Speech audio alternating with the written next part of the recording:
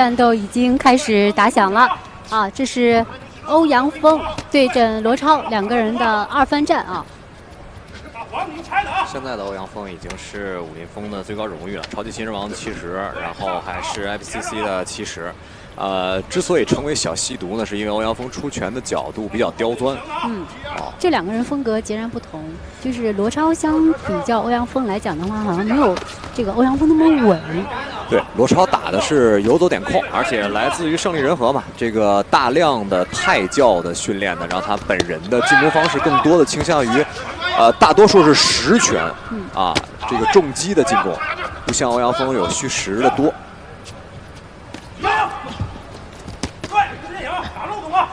今天两个人的出场，再加上我们这个歌手威尔的助阵啊，使得这个硝烟弥漫的好像更浓了一些。刚才的那个风浪继续啊，也是很多人的梦想啊。我说的摆拳有点抡高了，重心没压住。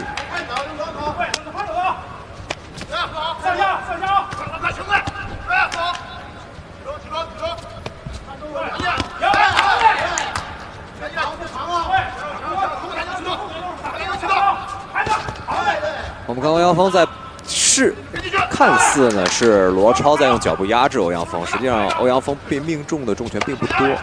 对，这也是这个。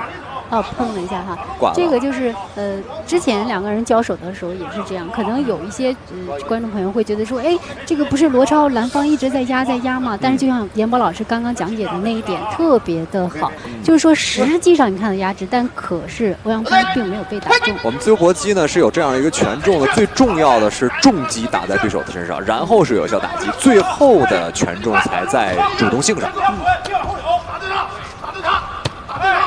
现在对于罗超的进攻的套路就是要用高密度来压制欧阳锋，让欧阳锋出不来招。欧阳锋的低扫腿开始了。对，欧阳锋也是在自由搏击擂台上少有的会用卡夫踢的选手啊，他会踢对方的这个腓肠肌外侧来不仅砍掉对方的移动，还会给对方造成这个出腿的难度。对，看又开始了。在这个老派的低扫腿上，我们更多的是愿意攻击大腿的肌肉；在新式的低扫腿呢，更多的开始攻击对方外侧的十字韧带以及这个小腿腓肠肌的外侧，甚至脚踝，去以硬砍硬。对，这项技术呢，在这个魏睿亚洲挑战赛上，魏睿也用了这一招。是。随着我们自由搏击的进化，这个技法的细节也在变动。对，其实这2年确实这样的，由于受这个疫情的影响，我们很多的国际交流就停滞了嘛，这也造成了我们国内的选手交手的机会比较多一些。在这个切磋的过程当中，大家研究技术研究的更细了一些。没错，这个不知道大家记不记得，早期的67公斤世界王者、63公斤级世界王者，实际上那个时候是中国自由搏击起步最快的时候，那个时候我们都是中国选手的内战。对。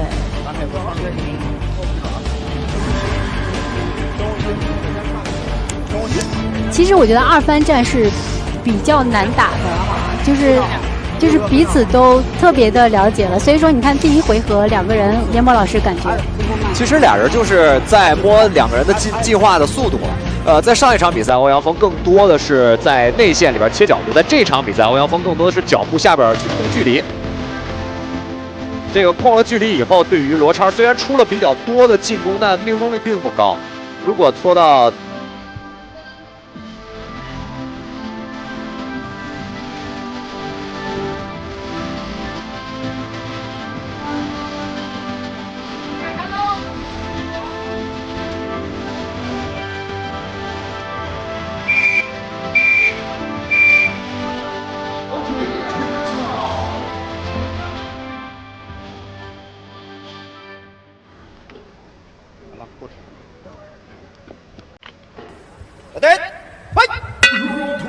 好，进入到了第2回合的比赛，那我们还接着刚刚我请教的严博老师的这个问题哈，就是这两个人从战术上来讲的话，您觉得第2回合会出现一个什么样的？我觉得从欧阳锋来讲，他跟上一场比赛的两个对决没有太大变化，在战术上更多的还是切内线、脚步移动找机会。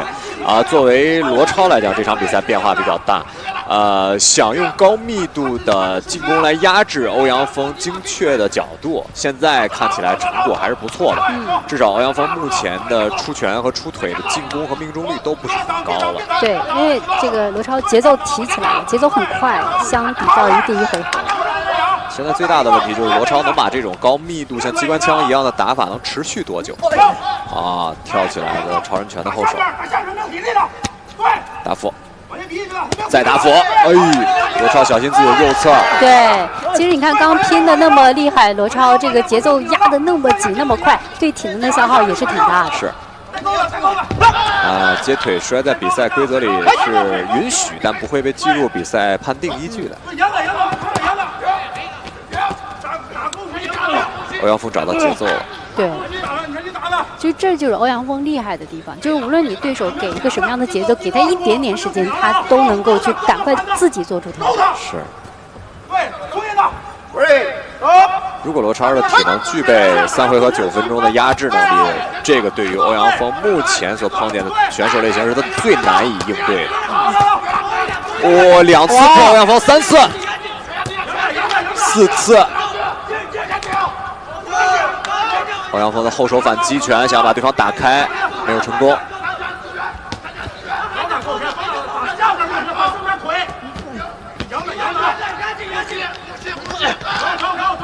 哎呦，罗超的跳膝，这样的进攻，他其实是想打开这个欧阳锋嘛，他那个用了2击跳膝的目的是什么？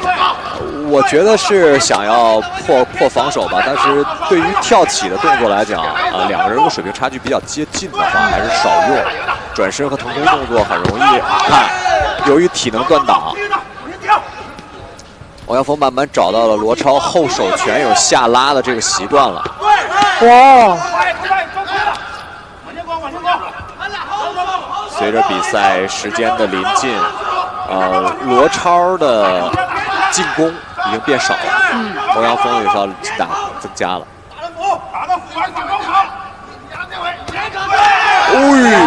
X 进攻，左手摆拳和右腿的扫踢。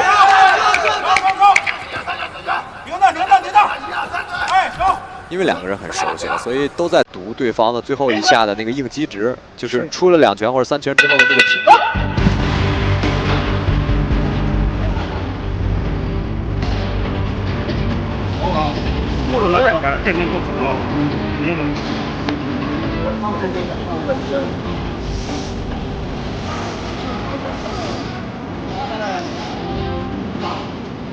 来看一下这个慢放，这是罗超的一次成功的进攻，这是内连续的几次重击。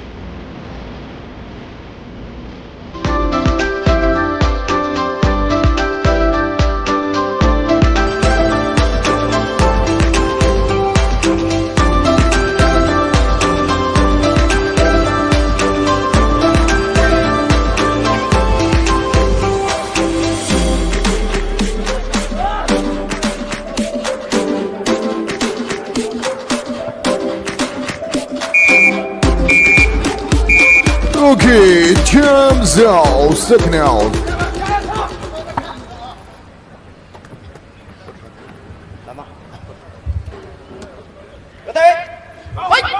Final round. 好，第3回合的比赛，红方选手是来自天津阿福国际的欧阳锋，蓝方选手来自深圳胜利人和的罗超。现在欧阳锋的团队就在赌罗超顶不了3个回合，所以欧阳锋开始进攻了。欧阳锋开始切内线了。 能不能顶3回合，马上就要揭开目标了。您觉得呢？我觉得罗超这场比赛准备的比上一场比赛要好得多。因为毕竟是2番战嘛，上一场输了，这一场肯定要想赢回来的。我看欧阳锋2次的重击都没有能够打退罗超的进攻。罗超这场比赛是要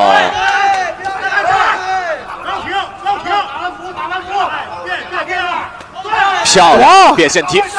哇，这个太漂亮了！左手摆拳，后手直拳，欧阳锋拿的内线，罗超走的外线，像镜子一样，一人给对手一次干打。是。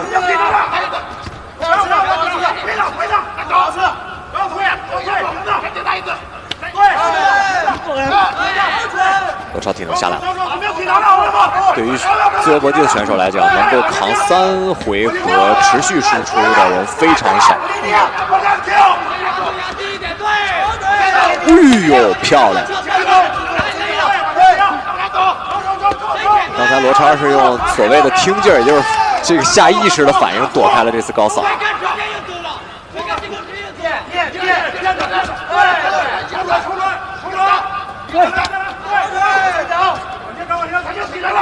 欧阳锋现在想要来一波压制，压住罗超。罗超的体能是现在重中之重。对。其实两个人命中率差不多。是。连续的2次顶膝。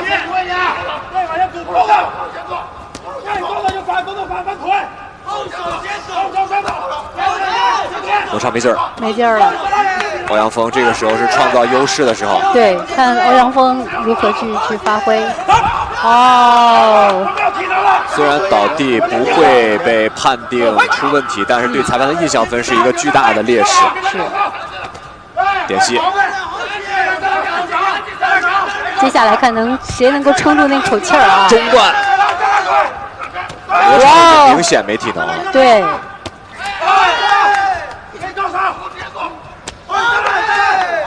罗超的右腿现在是经受着考验，哇！连续哦，移动打掉了，移动已经打掉了，罗超不得不提膝防守了。对，确实没劲儿了，罗超体能下降太厉害了，别再跳了。前面冲的太凶了。这场比赛我认为不好判。我们看到了林帅，这是早期武林风擂台上最嚣张的运动员。是。江山有才人出啊，现在都进入到第10代。哇，真的是，而且我觉得是一代更比一代强了。欧阳锋这场比赛打的就是圆勇，罗超打的就是激进。不过罗超仅仅有7分钟的进攻体力，到最后的2分钟就不太行了。欧阳锋的前面的输出并不是非常的激烈，所以前面裁判可能会在印象分上更倾向于罗超。比赛的慢放里边，欧阳锋肯定是命中率高一些，因为他出拳相对少。对。